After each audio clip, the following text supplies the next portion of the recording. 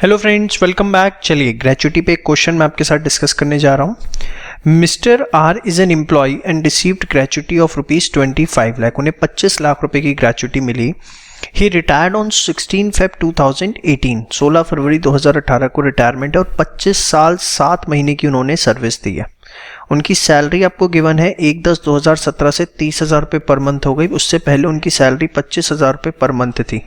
उनका dearness allowance है 15,400 per month.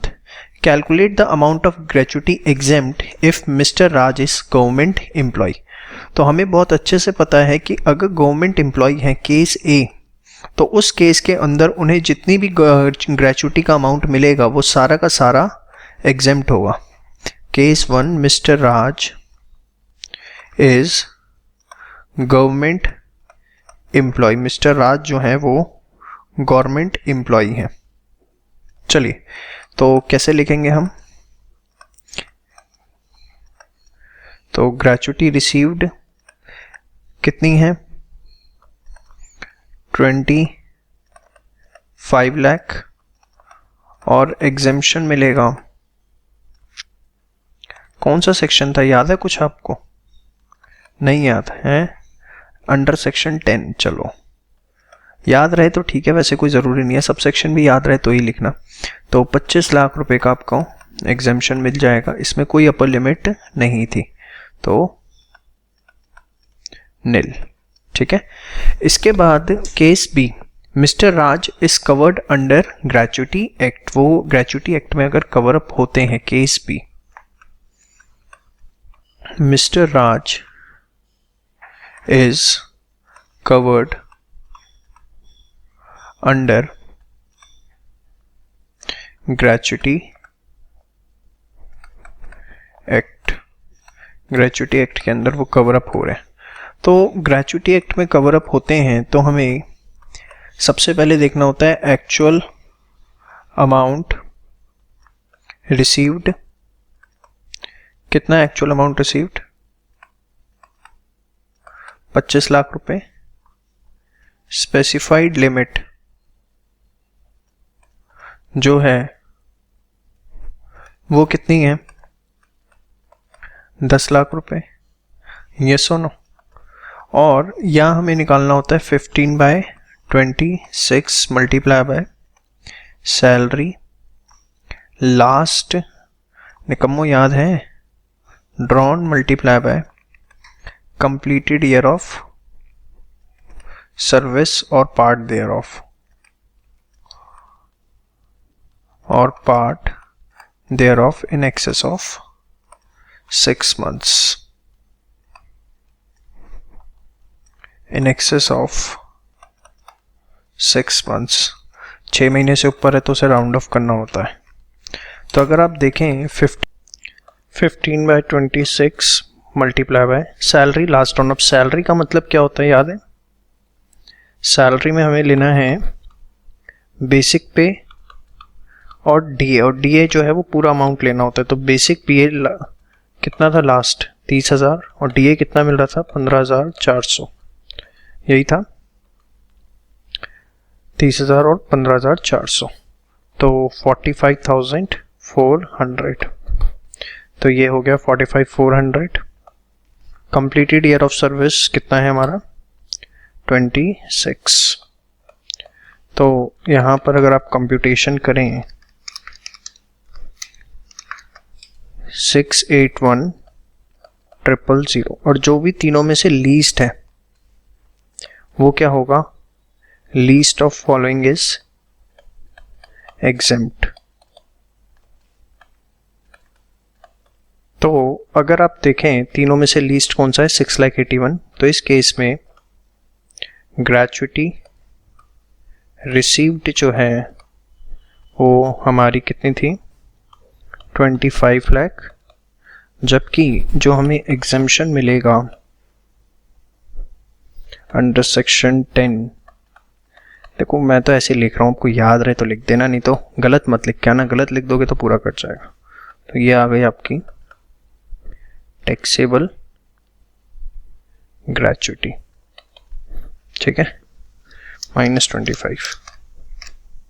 18,19,000 रुपये जो है वो टैक्सेबल ग्रेच्युटी होगी। ठीक है, चलिए अब इसके बाद हमारा केस 3, केस सी क्या है? Mister Raj is not covered under gratuity act. ये क्वेश्चन एग्जाम में पूछ लिए जाते हैं प्लीज 5 से 8 नंबर के, जो मैं आपको करवा रहा हूँ। तो एक एक क्वेश्चन आप जरूर नोट करिए और उसका सॉल्यूशन भी, उसके बाद जो भी रिस्पेक्टिव एग्जाम के लिए आप प्रिपेयर करें उसके पास 10 ईयर के क्वेश्चंस कर सकते हैं, मोर देन सफिशिएंट, चाहे कोई भी हो, यूनिवर्सिटी लेवल है, चाहे CA, चाहे CS, चाहे CM, सब सही है। चलो अब बेटा इसके लिए क्या है, सबसे पहले एक्चुअल अमाउंट रिसीव्ड, सबसे पहले एक्चुअल अमाउंट रिसीव्ड लेंगे। अगर हम एक्चुअल अमाउंट रिसीव्ड की बात करें तो वो हमारे पास कितना था? 25 लाख। ठीक है, स्पेसिफाइड लिमिट भी है। स्पेसिफाइड लिमिट कितनी है बताओ? 10 लाख रुपए। और फॉर्मूला क्या होता है? हाफ ऑफ एवरेज सैलरी, याद है, into completed year of service, ignore friction. Average salary पिछले 10 सालों की लेनी होती है और सैलरी की डेफिनेशन क्या होती है यहां पर? बेसिक पे प्लस DA का फॉर्मिंग पार्ट। तो अब थोड़ा सा इसमें पिछले 10 सालों की हमें एवरेज लेनी है, तो ध्यान से देखिए, और उसमें भी जिस मंथ में रिटायरमेंट हुआ है उसका एक्सक्लूड करके, याद हो अगर आपको, मैंने पिछली वीडियो में बताया था। 1/10/2017 से उनकी सैलरी 30,000 हो गई और रिटायरमेंट कब हुआ था? 16 फेब। तो पिछले 10 महीने की सैलरी अगर आप देखें, 17-18 प्रीवियस ईयर है, 16 फेब को उनका रिटायरमेंट हो गया। ठीक है, 31 जनवरी, 31 जनवरी से पिछले 10 महीने अगर आप बात करें तो 1 अप्रैल से 2017 से 31 जनवरी तक, अप्रैल, मई, जून, जुलाई, अगस्त, सितंबर, अक्टूबर, नवंबर, दिसंबर, जनवरी, हाँ 10 महीने हो जाते हैं, जिसमें कि 1/10 से सैलरी जो है वो 30,000 पर मंथ हो गई है। थोड़ा बना लोगे तो सही रहेगा आपके लिए। 1/10 से सैलरी 30,000 पर मंथ हुई है और यहाँ कितनी थी? 25,000 पर मंथ। ठीक है, अब 25,000 रुपये पर मंथ सैलरी थी, कितने महीने रही वो? अप्रैल, मई, जून, जुलाई, अगस्त, सितंबर, 9 महीने। फिर सैलरी कितनी हो गई? 30,000। अगले नहीं, 9 महीने का, 6 महीने, 9 तो महीना होगा, सॉरी, अप्रैल, मई, जून, जुलाई, अगस्त, सितंबर, 6 मंथ्स जो है वो कितनी रही? और फिर अक्टूबर, नवंबर, दिसंबर, जनवरी, 4 महीने वो इतनी रही। ठीक है, तो अगर हम निकालें बेसिक पे ऑफ लास्ट 10 मंथ्स, कितनी आ रही है? 2,70,000 आ रहा है मेरे हिसाब से। 25,000 इंटू 6 और 1,20, हाँ 2,70,000। अब यहाँ DA का हम फॉर्मिंग पार्ट लेते हैं सिर्फ, याद है मैंने आपको बताया था क्यों लेते हैं? अरे बताओ भाई, हाँ सिमेट्रिक बनी रहे। हमारा DA के अंदर कितना था? 15,400 रुपये और किसी भी तरीके का कोई चेंज नहीं था, बट इसमें हमें 40% ही फॉर्मिंग पार्ट लेना है। ठीक है, तो 50,400 का 40%, ठीक है, इंटू 10, तो 15,400 इंटू 10 इंटू 0.8%, 61,600। तो ये पिछले 10 महीनों की सैलरी आ गई, 2,70,000, 331,600। तो एवरेज सैलरी जब हम निकालेंगे तो this will be 331,600 divide by 10, that is 33160. तो now half of 33160 into completed year of service कितना होगा भाई? 25 साल 7 महीने. इग्नोर द फ्रैक्शन, तो 25 लेंगे. 33160 इंटू 25 डिवाइड बाय 2, 414,500. तो तीनों में से जो लीस्ट है, लीस्ट ऑफ द फॉलोइंग कितना है?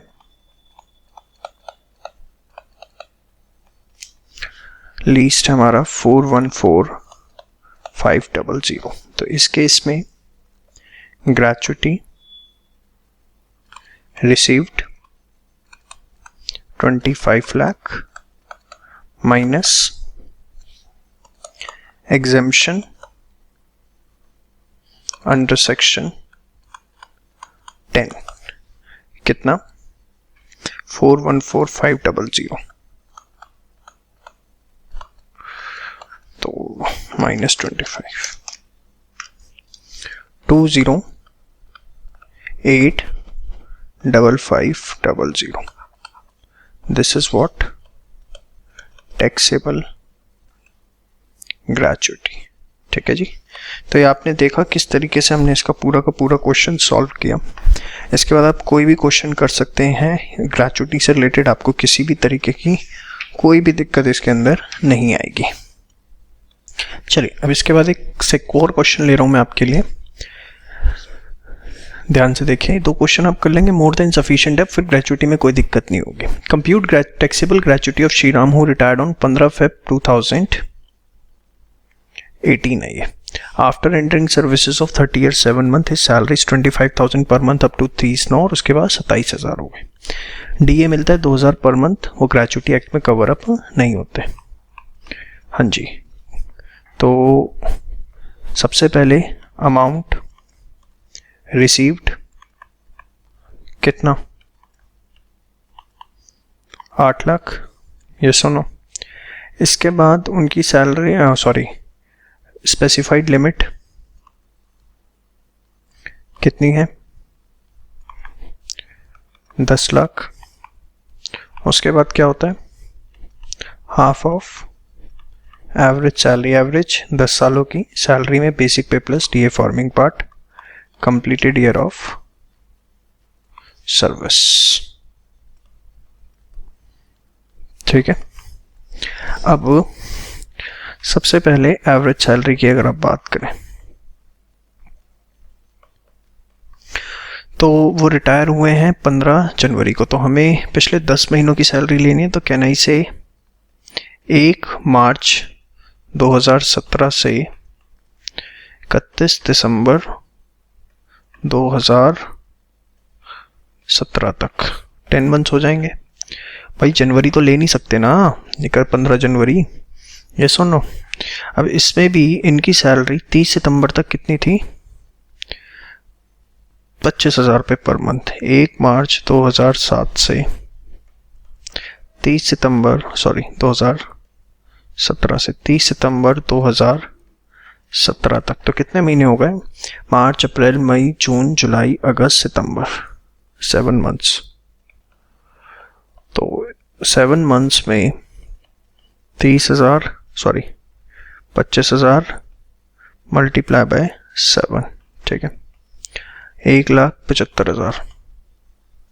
इसके बाद 1 अक्टूबर 2017 से 31 दिसंबर 2017, 3 मंथ्स.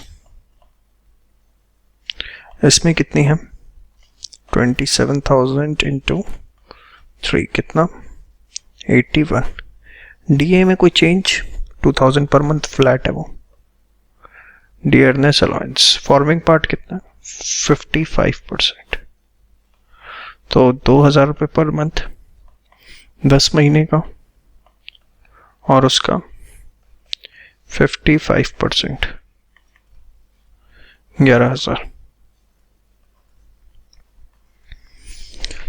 तो अब देखें कितना आ रहा है, 175 प्लस 81,000 प्लस 11,000, 267,000, 2,67,000 रुपये का जो अमाउंट है वो हमारा आ रहा है एवरेज सैलरी का। ठीक है, चलिए अब हम एवरेज सैलरी निकालें तो 267,000 डिवाइड बाई 10 कितनी हो गई, 26,700। तो half of 267,000 completed year of service कितना, 30 साल, 26,700, 4,005,000। तो जो भी लीस्ट है वो क्या होगा, एग्जेम्प्ट, हाँ या ना। तो 4,050 क्या हो जाएगा आपका, एग्जेम्प्ट हो जाएगा। तो टैक्सेबल निकालनी है, ग्रेच्युटी रिसीव्ड कितनी थी, 8 lakh minus exemption under section 10 कितना, 4,005,000। तो आपकी टैक्सेबल अमाउंट आ गया 399,500। तो ये थे आपके ग्रेच्युटी के न्यूमेरिकल। नेक्स्ट वीडियो में अब नेक्स्ट पार्ट देखेंगे, कोई नई चीज़ इसके अंदर सैलरी में सीखेंगे। Most expectedly I will start with the leave encashment. Thank you and don't forget to subscribe this channel, inform your maximum friends, and write your name and university or CA course whatever you are doing in the comment box.